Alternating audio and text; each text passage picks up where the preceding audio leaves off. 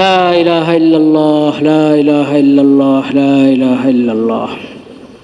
বিশেষ করে লাইলাতুল কদর, লাইলাতুল কদর, ইন্না আনজালনাহু ফি লাইলাতিল কদর, লাইলাতুল কদরি খায়রুম মিন আলফি শাহর।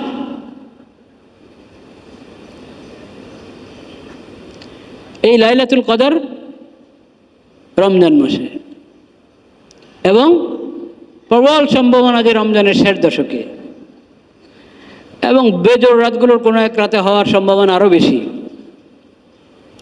সেটা 27 হতে পারে, 29 হতে পারে, 21 হতে পারে, 25 হতে পারে। কোনো রমজানে 27 হয়তো হয়েছিল লাইলাতুল কদর। লাইলাতুল কদর একবার নির্ধারিত এক রাতে, এটাও কিন্তু জরুরি না। এটা একটা আসমানি বিষয়, উর্দু জগতের একটা বিষয় লাইলাতুল কদর। এসব লাইলাতুল কদরের যত আয়োজন উর্দু জগৎ থেকে হয়, সেটা প্রতি বছর একই তারিখে হয় কি না আল্লাহ ভালো জানেন। বিভিন্ন আলামত থেকে বোঝা যায় এটা পরিবর্তন হয়। এই রমজানে 21 হলে আরেকটা রমজানে হয়তো 27 হলো বা 25 হলো, নিশ্চিত করে বলা মুশকিল। 27-এর কথা যে আমরা বলি, 27 শবে কদর, এটা প্রবল সম্ভাবনা বলতে পারেন। একবার নিশ্চিত করে 27 বলা মুশকিল আছে। কেন? আল্লাহ রাব্বুল আলামিন জানিয়েছিলেন নির্ধারিতভাবে কোন রাতটি শবে কদর, পরে আবার ওই এলেম আল্লাহ তাআলা উঠিয়ে নিয়েছে। কি কারণে? ওটাও হাদিসের কিতাবে আছে, হাদিস শরীফে আছে। নবী করিম সাল্লাল্লাহু আলাইহি ওয়াসাল্লামকে জানানো হয়েছে। নবী করিম সাল্লাল্লাহু আলাইহি ওয়াসাল্লাম বলার জন্য আসছিলেন, এর সময় দুজনে ঝগড়া করছে কি নিয়ে। তখন আল্লাহ তাআলা এই এলেম আবার উঠিয়ে নিয়েছেন।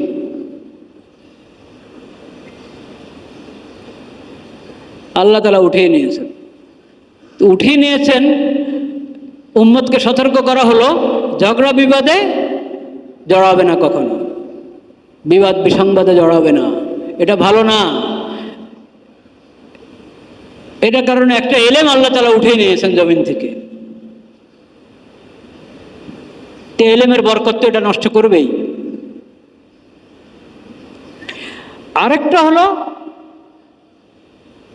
এটার মধ্যে যেমন একটা শাস্তির দিক আছে, আবার ভালো দিকও আছে। নবী করিম সাল্লাল্লাহু আলাইহি ওয়াসাল্লাম বলেছেন, যাক হয়তো এটার মধ্যে তোমাদের জন্য কল্যাণ। কিভাবে এটার মধ্যে কল্যাণ? এভাবে যে আমি চেষ্টা করব শেষ দশকের প্রতি রাতেই শবে কদরের মতো গুরুত্ব দিয়ে ইবাদত বন্দেগী করার জন্য চেষ্টা করব, আমল করার চেষ্টা করব, যাতে ফায়দা বেশি হয়, সওয়াব কি হয়? বেশি হয়। কিন্তু আমরা তো ওই 27 নিয়ে বসে আছি। না, এটা করব না। বরং এতেকাফ, সুন্নত এতেকাফ যদি মসজিদে করি, এতেকাফের হক আদায় করি, তাহলে শবে কদর পেয়ে গেলাম ইনশাআল্লাহ, ইনশাআল্লাহ। আর যদি সুন্নত এতেকাফ না করতে পারি, তো নফল এতেকাফ এর মধ্যে বেশি বেশি সময় লাগানোর চেষ্টা করি। মসজিদে বেশি বেশি সময় দিনে রাতে থাকার চেষ্টা করি, কারণ শবে কদরের বরকত এবং কল্যাণ অর্জন করাও একটা ইবাদত। পেলে ভালো, শবে কদরের কল্যাণ পেয়ে গেলাম তাহলে ভালো, না হলে না তেমন সমস্যা নাই। বিষয়টা কিন্তু এমন না। বরং হাদিস শরীফে এসেছে, মান হুরিমা খায়রাহা ফাকাদ হুরিমাল খায়রা কুল্লা ফাহুয়া মাহরুম। শবে কদরের কল্যাণ যে হারালো, শবে কদরের বরকত যে হারালো, সে তো বঞ্চিত। সে কি বঞ্চিত? এজন্য আমাকে এই রাতের বরকত এবং কল্যাণ অর্জন করতে হবে।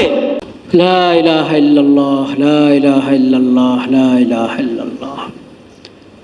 সেজন্য শবে কদর থেকে যেন মাহরুম না হই, এটার প্রতি এতেকাফকারী যারা মসজিদে সুন্নত এতেকাফ করছি তারাও যত্ন নিব, এবং যারা সুন্নত ইতিকাফ করতে করছি না তারাও এটার প্রতি যত্ন নেব যে শবে কদরের কল্যাণ থেকে, বরকত থেকে যাতে আমি বঞ্চিত না হই, মাহরুম না হই। সেটার জন্য 5 ওয়াক্ত নামাজ মসজিদে জামাতের সাথে পড়া, মাগরিব, এশা, ফজর জামাত যাতে মিস না হয়,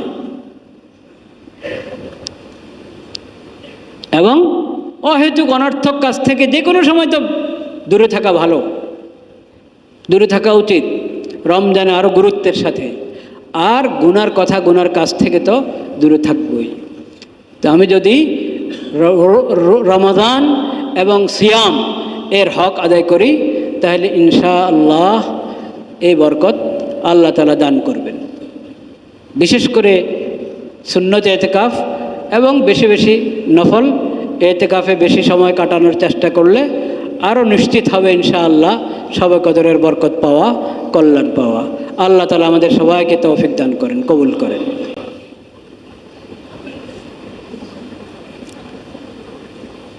لا إله إلا الله استغفر الله استغفر الله استغفر الله رب اغفر لي وتب علي إنك أنت التواب الغفور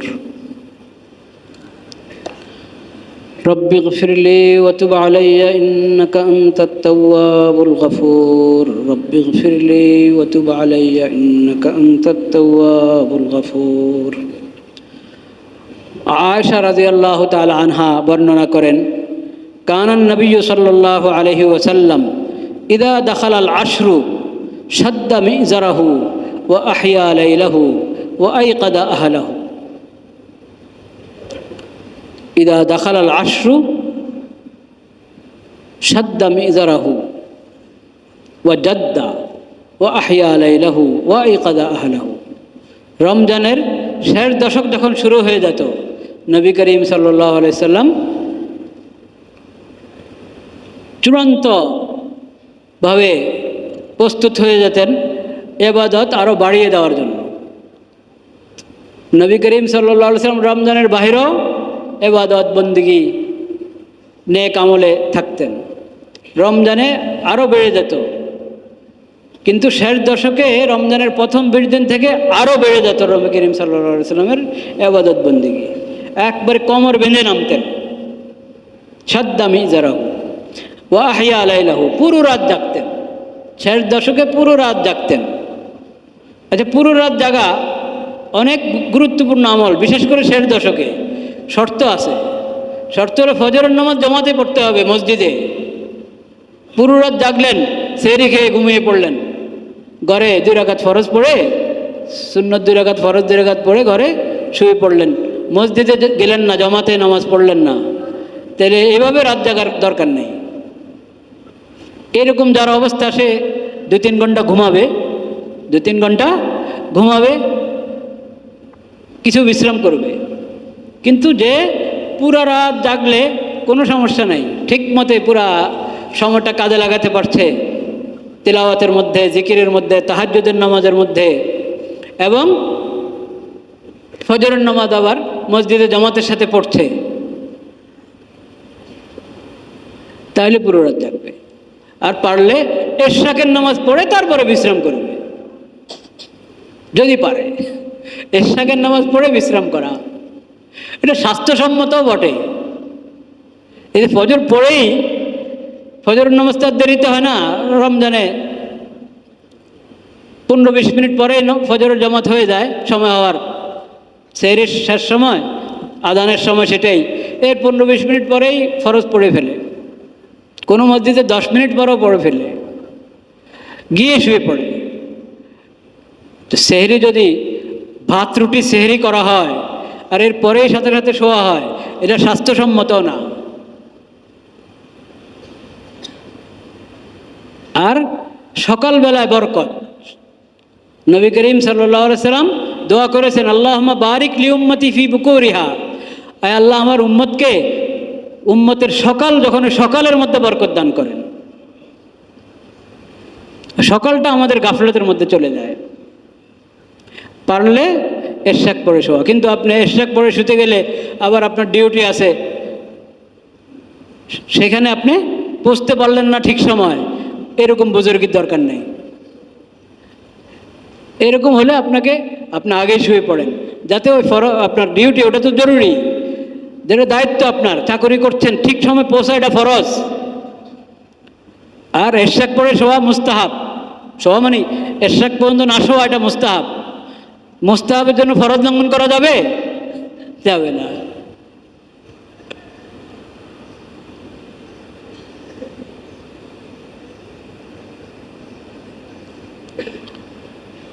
আল্লাহ ওয়াইকাদা আহলাহু, নবী করিম সাল্লাল্লাহু আলাইহি সাল্লাম পরিবারের লোকদেরকে জাগিয়ে দিতেন। আরে এখন 60 দশক, সারা রাত ঘুমায়ও না, সারা রাত তো কেউ ঘুমাতেন না ওনারা, কিন্তু 60 দশকে তাদের নবী করিম সাল্লাল্লাহু আলাইহি সাল্লাম, যার জন্য সম্ভব, সুস্থ আছে, সে পুরো রাত জাগক।